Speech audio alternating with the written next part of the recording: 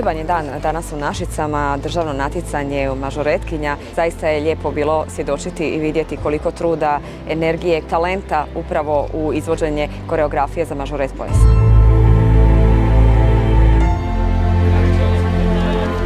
Ta jedna i sinergija i to jedno zajedništvo s razine i općine i županije i Vlade Republike Hrvatske zaista je potrebna kako bi se velike stvari mogle i realizirati.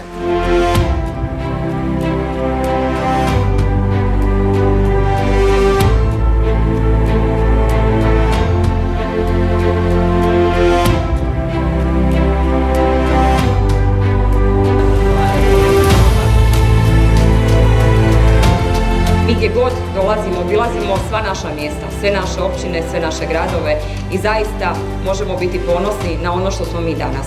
Kako se danas cijela naša županija raste, razvija, kako se ulaže u gospodarstvo, u javne projekte, u poboljšanje sveg segmenta života svih naših stanovnika. Ja sam uvjerena da ćete nam dati podršku 18. svibnja i da ćemo već tada početi zajednički raditi za dobrobit i Donjeg Miholjca i Osječko-baranjske županije. Hvala vam.